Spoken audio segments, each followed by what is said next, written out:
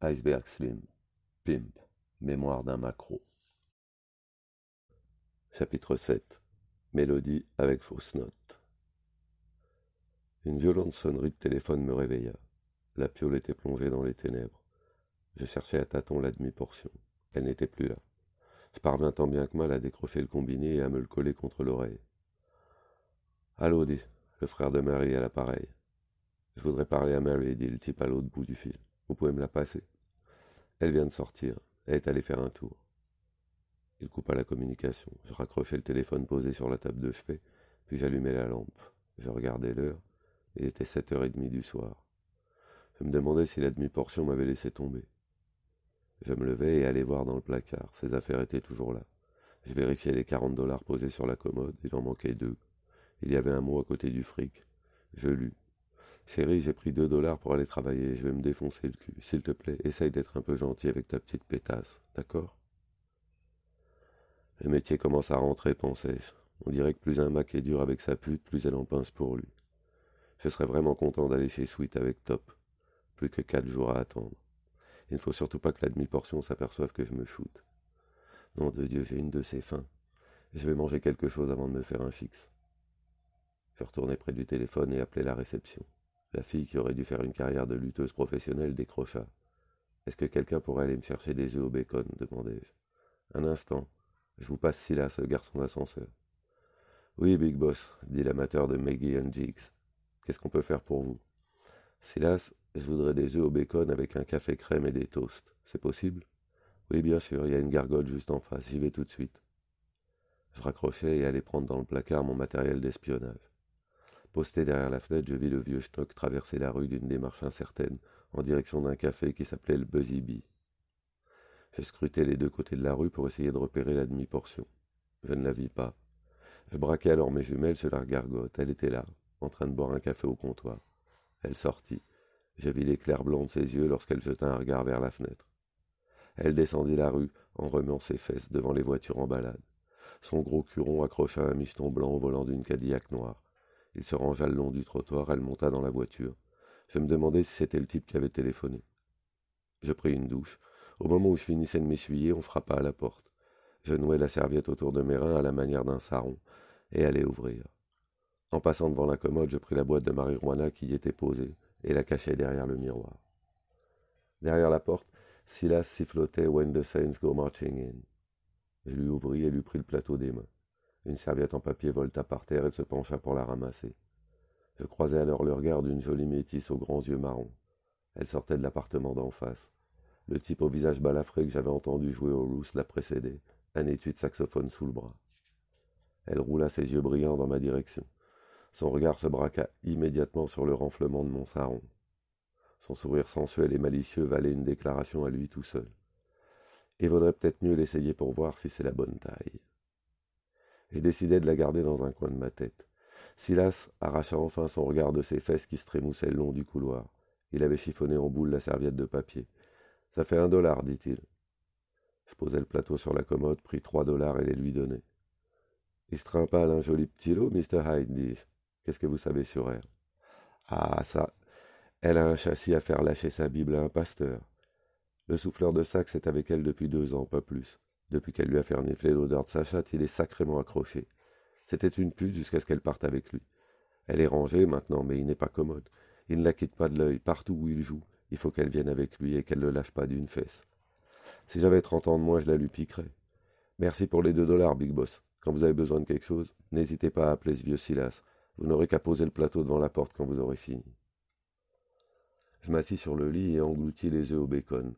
Je me sentis mieux, mais ce n'était pas suffisant. Je voulais me sentir magnifiquement bien, et je rassemblais le matériel pour me faire un fixe.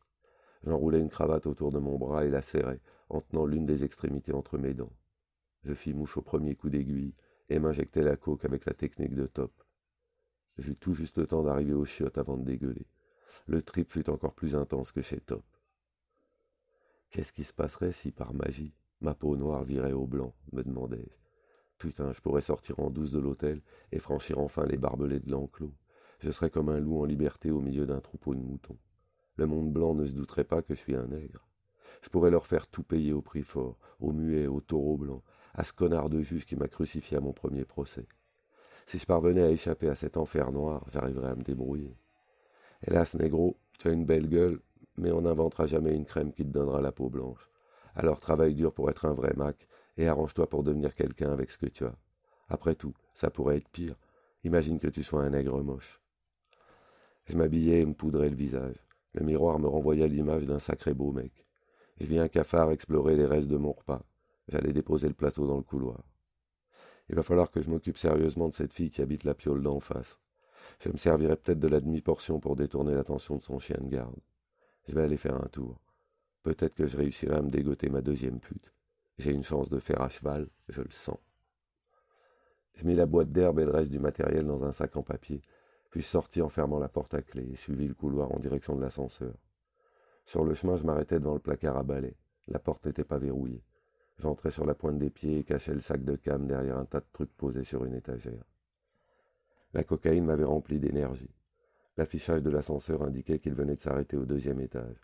Je descendis par l'escalier, déposai la clé sur le comptoir et filai dans la rue. C'était comme si j'avais eu des ailes aux pieds. Je me sentais parfaitement à l'aise, plein d'ardeur, splendide en un mot. Le temps était doux, avec une température de 25 degrés. J'étais content de n'avoir pas mis mon par-dessus. Je pris la direction d'un arc-en-ciel de néon qui brillait une dizaine de pâtés de maisons plus loin. La cocaïne, aiguisée comme un rasoir, faisait hurler tous mes sens. J'avais l'impression de me retrouver soudain au milieu d'un champ de bataille. Les faisceaux des phares décrivant dans la nuit des arcs lumineux m'apparaissaient comme d'énormes balles traçantes. Les tramways qui avançaient dans un fracas de ferraille, c'étaient des chars d'assaut. Des visages de noirs terrorisés, désespérés, regardaient à travers les vitres crasseuses, tels des soldats traumatisés par les combats et perpétuellement condamnés à monter au front. Je passais sous un pont du métro aérien. Un visage terrifié et luisant de sueur m'apparut dans les ténèbres. C'était un vieillard blanc prisonnier derrière ses lignes ennemies. Un train passa comme une furie au-dessus de nos têtes, dans un tonnerre de bombes et de rafales. Des shrapnels explosèrent en répandant des nuées de projectiles.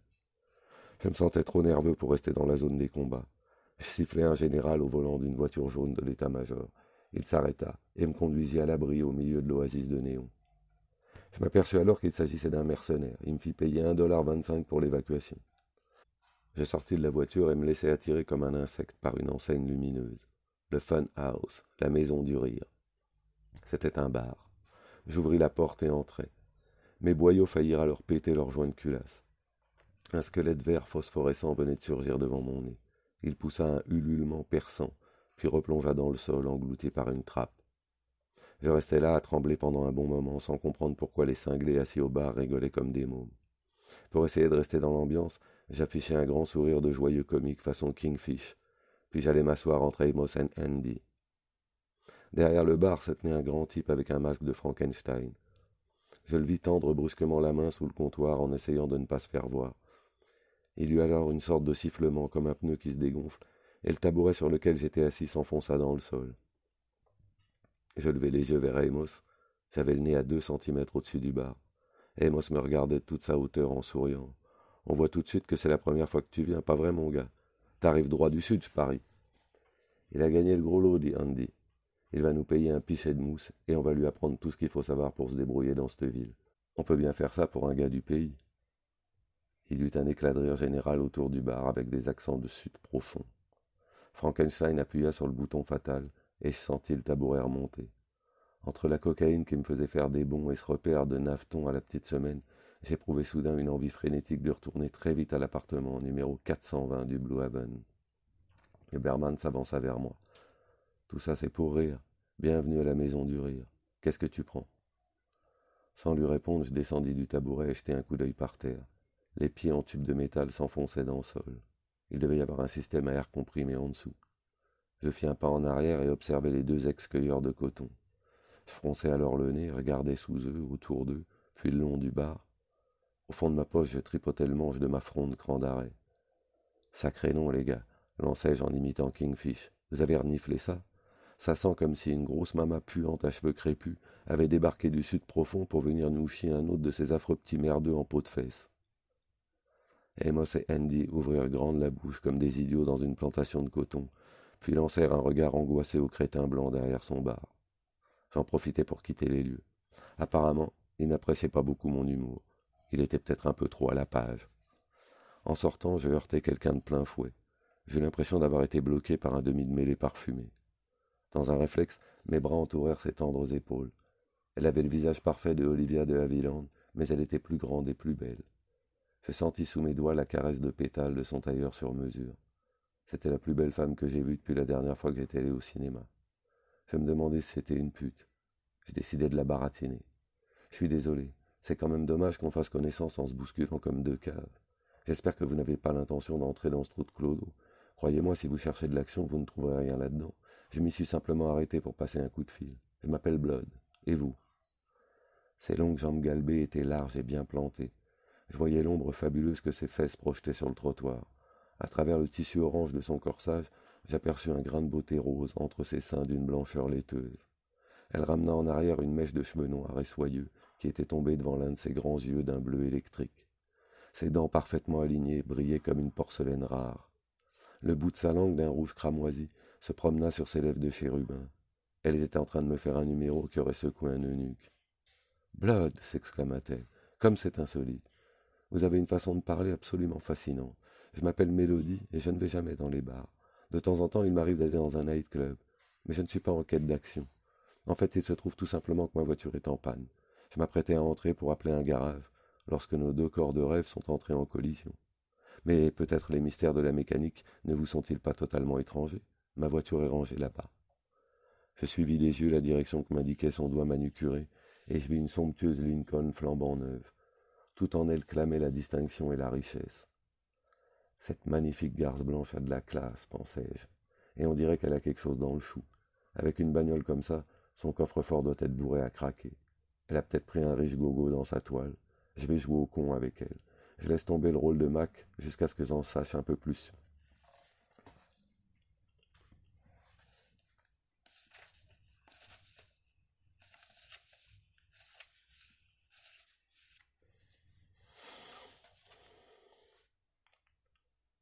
Je vais jouer au con avec elle. Je laisse tomber le rôle de Mac jusqu'à ce que j'en sache un peu plus sur elle. Je vais être doux comme un mouton. Peut-être que je pourrais la rendre amoureuse de moi et lui piquer son fric. Ensuite, je la mettrai sur le trottoir. Avec une paire de fesses comme celle-là, cette pétasse est assise sur une mine d'or. Cher ami, je ne suis pas mécanicien, mais j'ai appris quelques petites choses sur les voitures grâce à un camarade de classe. Mettez-vous au volant, je vais jeter un coup d'œil sous le capot. Elle s'assit dans la voiture. Je soulevai le capot et vis tout de suite ce qui n'allait pas. Un câble de batterie s'était détaché. Je le remis en place et lui fis signe de démarrer. Elle eut alors un grand sourire en entendant le moteur repartir. Elle me fit un geste de la main et je me penchai par la vitre baissée de la portière. « Vous êtes en voiture ? Sinon je serais ravi de vous déposer où vous voudrez. » Hélas non, je ne suis pas en voiture. C'est une longue et triste histoire. Mais j'imagine que vous n'avez pas envie de m'entendre parler de mes malheurs.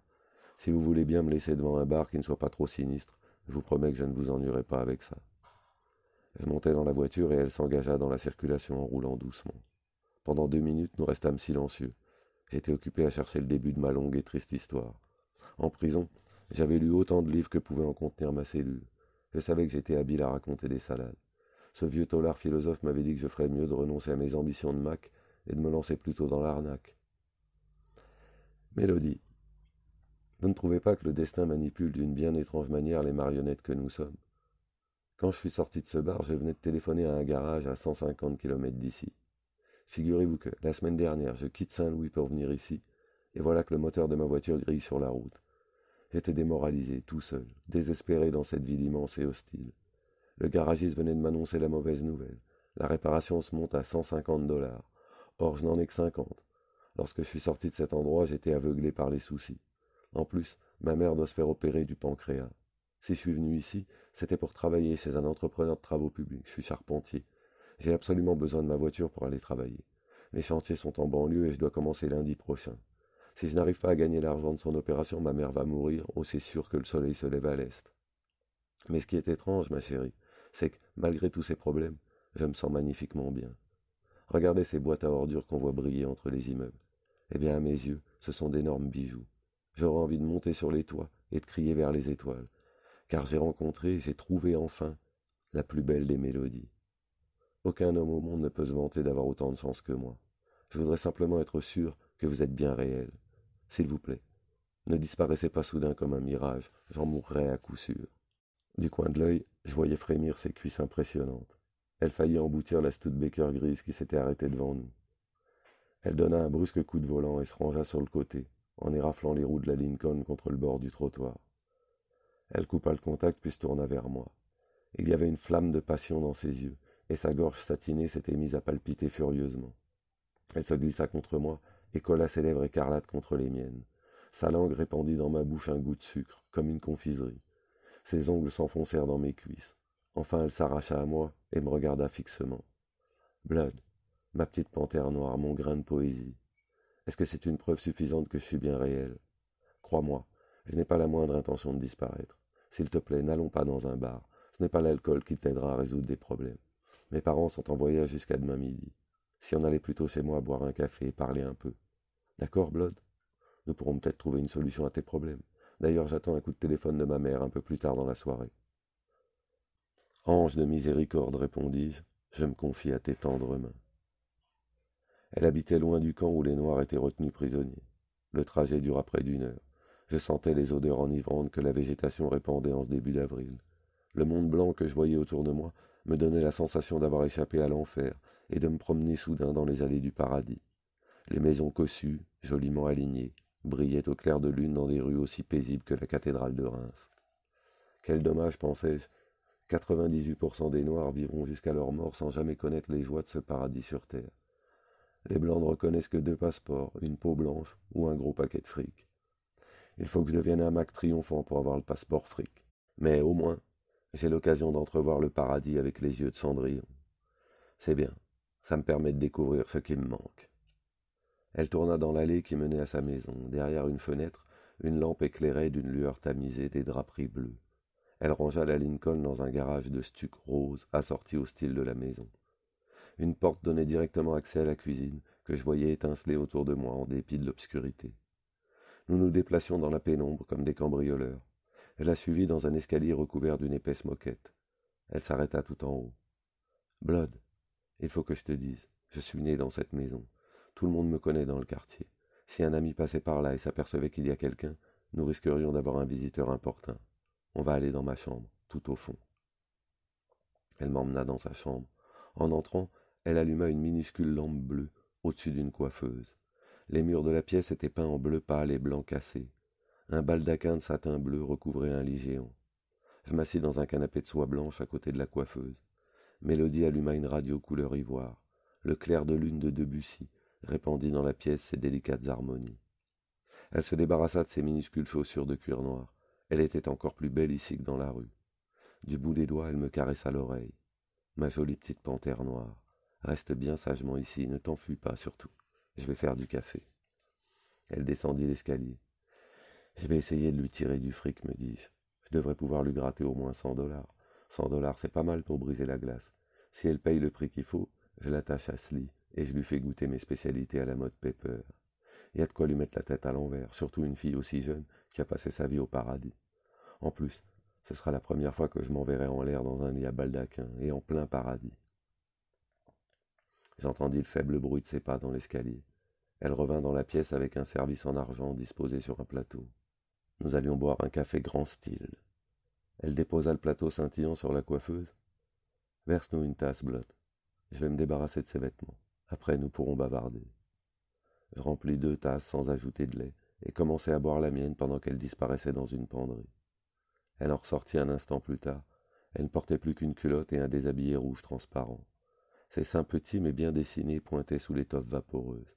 Elle s'assit à côté de moi au pied du lit et croisa les jambes. Je lui tendis sa tasse de café. « Alors, tu vas rester un petit bout de temps à Chicago ?» dit-elle. « Baby, si on m'y encourage, je suis prêt à y rester toute ma vie. C'est vraiment dommage qu'on se rende compte que quand je suis dans une mauvaise passe. J'aimerais bien t'offrir une compagnie plus agréable, mais je n'arrive pas à chasser de ma tête cette histoire de voiture en panne et de mère malade. » Elle claqua des doigts d'une manière qui signifiait « Eureka ». Elle se leva et s'approcha d'une commode, et de l'autre côté de la pièce. Elle ouvrit le tiroir du dessus, y prit un relevé de banque, puis revint s'asseoir sur le lit. Tapotant ses dents blanches d'un index dont l'ongle était verni de rouge, elle examina attentivement le relevé. Je la vis froncer les sourcils. Elle se leva à nouveau, retourna devant la commode, et jeta le relevé dans le tiroir qu'elle referma d'un coup sec. Cette fille est à découvert, pensai-je, elle va essayer de me faire le coup du chèque. Elle se pencha et ouvrit le tiroir du bas. Elle en sortit un cochon métallique qui devait faire 30 centimètres en longueur et en hauteur, et vint le poser à côté de moi sur la coiffeuse. Blood, dans l'immédiat, c'est ce que je peux faire de mieux pour t'aider. Mes parents ne me donneront mon argent de poche que la semaine prochaine. Il me reste moins de 100 $ sur mon compte en banque, mais ne t'en fais pas. Il doit y avoir au moins 100 $ en quarter et en pièces de 50 cents dans cette tirelire. Crois-moi, j'imagine très bien ce que ça doit être d'avoir tes problèmes quand on a la peau colorée. Disons qu'il s'agit d'un prêt. Je soupesai le cochon pour estimer à peu près la somme qu'il contenait. Il était lourd, sans aucun doute. Il devait bien peser dans les 100 $. Je tendis le bras, lui pris la main, et la tirai à côté de moi sur le canapé. Je la pris par les épaules et l'embrassai en suçant sa langue sucrée, avec une frénésie diabétique suicidaire. Puis je me détachai d'elle et contemplai les flammes bleues qui brûlaient dans ses yeux. Baby, tu viens de découvrir un merveilleux secret. Il n'y a pas beaucoup de gens qui savent qu'on éprouve plus de plaisir à donner qu'à recevoir. Ça va peut-être te paraître fou, mais je préférerais que tu ne sois pas si belle, si généreuse, si parfaite, parce que je sais que mon cœur sera incapable de te résister. Tu peux être sûr que je vais t'aimer à tout jamais. Baby, tu sais, je ne suis qu'un pauvre noir qui débarque de sa campagne. S'il te plaît, ne me fais pas de mal. De toute évidence, elle adorait le genre lèche-botte. Les flammes bleues s'adoucirent, ses yeux s'embrumèrent, son regard devint grave. Elle me tint la tête entre ses mains douces comme des plumes. Blood, mon chéri, je suis blanche, mais j'ai été beaucoup plus malheureuse dans ma vie que n'importe quel noir. Mes parents ne m'ont jamais comprise. Quand je demandais de tout mon être de l'amour et de la compréhension, ils se contentaient de m'acheter des tas de choses, clinquantes, pour sécher mes larmes. À leurs yeux, les noirs ne sont que de la boue. Tu ne peux pas savoir à quel point ils ont l'esprit étroit, le cœur froid. S'ils découvraient que tu es venu ici, ils prendraient tout juste le temps de me renier avant de tomber raide mort. Mais toi, tu as cette chaleur, cette douceur.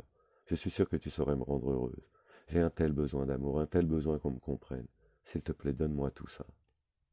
Baby, tu peux parier tout ton argent sur le cheval noir. Pour toi, je suis prêt à gagner toutes les courses, ma très belle. Blood, tu es une petite panthère noire et je suis un agneau blanc. Je sais bien que rien ne peut empêcher la panthère de capturer l'agneau, corps et âme. L'agneau, lui, devra attendre pour capturer la panthère. Il veut qu'il en soit ainsi, il en a besoin. Et maintenant écoute-moi bien, et s'il te plaît, essaye de comprendre mon drame, que rien ne puisse te choquer lorsque nous serons au lit. Blood, tu sais peut-être que les colonnes du plus célèbre monument du monde comportent un défaut qui a été voulu par ceux qui l'ont bâti. Je veux parler du Parthénon.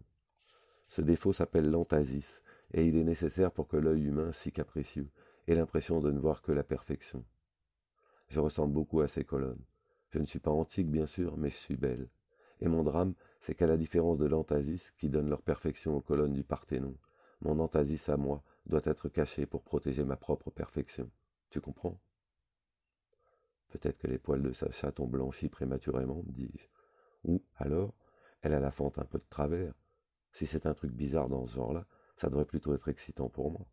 De toute façon, une fois que je l'aurai mise sur le trottoir, elle est tellement belle que les michetons ne remarqueront pas ce petit défaut. Baby Melody, tu n'as pas ouvert ta porte à un imbécile. Belle comme tu es, tu pourrais bien avoir 2 têtes que j'en serais ravi. Maintenant, allonge-toi sur le dos. Je vais te faire l'amour comme une panthère noire. Tu peux me donner des serviettes longues et étroites? Elle sortit dans le couloir, fouilla dans une armoire à linge et revint avec 4 longues serviettes. Elle enleva alors son déshabillé et son slip et s'allongea sur le dos au milieu du lit. Je vis alors son défaut. C'était donc ça son antasis. Elle n'avait pas de poils sur le bas-ventre, son pubis était entièrement glabre. Je lui liai les 2 jambes, puis le bras gauche au montant du lit. La sonnerie du téléphone sur la table de chevet retentit à ce moment-là. Elle décrocha de sa main libre. Bonjour, maman. Tout va à merveille. Vous vous amusez toujours bien, papa et toi? Vous me manquez terriblement tous les deux. Vous rentrez demain comme prévu? Très bien. Je viendrai vous chercher à l'aéroport. Je suis déjà au lit. Je vais lire cette anthologie de l'Afrique. Ça va être passionnant d'étudier les us et coutumes du guerrier Batutsi. Bonne nuit, maman. Oh, s'il te plaît, tu peux dire à papa de me rapporter un de ces magnifiques maillots de bain de Miami. Ça fera sensation sur la plage cet été. Quand elle raccrocha, je m'étais déshabillé. Je lui attachai son bras libre au 4e montant, puis je la contemplai longuement. Elle avait un regard suppliant. Souviens-toi, Blood, tu n'es pas un rustre débarqué de sa campagne. Tu n'as pas l'habitude d'être facilement choqué. Je suis sûr que tu trouveras mon antasis aussi douce et désirable que tout le reste. Je me demandais pourquoi elle continuait à s'inquiéter de son antasis. J'avais déjà vu qu'elle n'avait pas de poils au rez-de-chaussée, elle le savait bien. Je posai un genou sur le lit et commençai à lui caresser le ventre. Je sentis alors du tissu sous mes doigts. Je regardais de plus près. Un mini-slip très serré, couleur chair, lui moulait le pubis. Je fis glisser l'élastique sur ses hanches rondes et sursautai si violemment que je tombai en arrière, le cul par terre. Je me relevai précipitamment. Saloperie de tentouse! Sa véritable entasis s'était brusquement dressée devant moi, raide et rose. Elle mesurait 30 centimètres de long et avait l'épaisseur d'une tête de cobra. Il avait fondu en larmes comme si j'avais passé à la flamme d'une allumette le long de son entasis. Tu m'avais promis de comprendre, sanglota-t-il. S'il te plaît, Blood, tiens ta promesse. Tu ne sais pas ce que tu rates. C'est quelque chose de merveilleux, espèce d'idiot. Écoute, man, j'ai fait une promesse à une fille, pas à un mec. Je suis un Mac, pas un PD. Je me tire d'ici vite fait. J'emporte le cochon pour compenser le temps que tu m'as fait perdre et les conneries que tu m'as racontées. Il resta là à pleurnicher pendant que je me rhabillais à toute vitesse. Je pris le cochon sur la coiffeuse et le coinçai sous mon bras. Puis je me dirigeai vers l'escalier en me retournant une dernière fois. La colère et la haine avaient enlaidi son beau visage. Espèce de sale nègre, menteur, voleur. Détache-moi, petit salopard mal blanchi. Ah, comme je voudrais que tu sois attaché là sur le ventre avec ton cul de nègre à l'air. T'inquiète pas, vieux, malin comme t'es, tu trouveras bien le moyen de te détacher tout seul. Ton entasis pourrait bien me tuer. Je descendis l'escalier, traversai la maison jusqu'à la porte de derrière, puis rejoignis la rue. Il me fallut marcher pendant 1 heure avant de sortir enfin de la zone résidentielle. Lorsque je fus parvenu à un carrefour plus animé, j'eus la chance de trouver un taxi jaune. Quand il me déposa devant le Blue Heaven, le compteur indiquait 14,30 $. Je donnai 15 $ au chauffeur. Je levai les yeux vers ma fenêtre. La demi-portion était là, il était 2 heures du matin. J'avais l'impression de sortir d'un cauchemar d'Halloween. Il n'y avait eu que des farces et pas du tout de gâterie. J'étais dans un état de sobriété glaçante. Ce fut dans l'ascenseur que j'y pensai pour la première fois. Cette tentouse blanche pouvait me réserver un sale coup. Que se passerait-il s'il n'arrivait pas à se détacher avant que ses parents reviennent? Il ferait tout pour se couvrir, c'était sûr. Il dirait qu'un nègre l'avait cambriolé ou attaqué et lui avait volé sa tirelire après l'avoir attaché. J'étais perdant sur tous les tableaux. Cette pédale allait me coller au basque comme un papier tue-mouche. Même s'il parvenait à se détacher tout de suite, il serait tellement furieux qu'il essaierait de me piéger.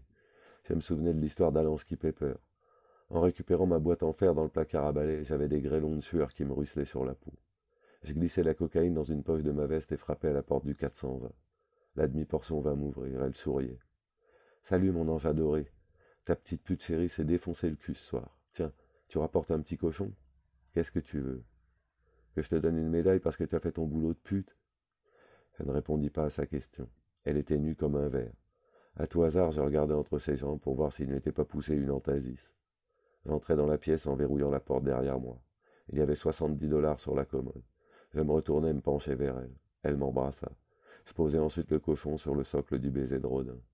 Je lui donnai la boîte d'herbe. Elle s'assit sur le lit, fit tomber un peu de marijuana au milieu d'un journal étalé sur ses genoux, et commença à se rouler un joint. Pendant ce temps, je me déshabillai et filai dans la salle de bain prendre une douche, et me laver les dents, pour me débarrasser de ce goût de tentouse dans la bouche. L'odeur forte de la marijuana flotta jusqu'à moi. Mets un chiffon ou quelque chose par terre pour boucher le pas de la porte, criai-je, en essayant de dominer le grondement de la douche, et allume un ou deux bâtonnets d'encens. Je sortis de la salle de bain et me glissai dans le lit à côté d'elle. Elle me donna un joint. Je l'allumai et le fumai jusqu'à ce qu'il ne reste plus qu'un mégot. J'enlevai ensuite le tabac à l'extrémité d'une cigarette, puis enfonçai le mégot à la place. J'entortillai le papier et l'allumai, ça faisait un bon joint. Je sentais mon esprit flotter rêveusement. Des idées plus brillantes les unes que les autres se succédaient dans ma tête. L'ennui, c'était que chaque fois que j'essayais d'en attraper une, elle s'enfuyait comme un cheval pris de panique. J'avais l'impression d'être un cow-boy saoul, essayant de rassembler dans un corral des mustangs enduits de graisse. J'en éprouvais une sorte d'irritation douloureuse. L'herbe, c'était bon pour les putes. La confusion mentale qu'elle entraînait ne convenait pas à un Mac. Cette jolie tentouse m'avait planté une graine brûlante au fond des tripes. Une fleur sauvage s'épanouit. J'entrais dans la demi-portion comme dans un rêve, puis, à moitié endormi, je roulais sur le côté, abandonnant le tunnel tiède et frémissant. Ce soir, je n'aurais pas besoin de tranquillisant.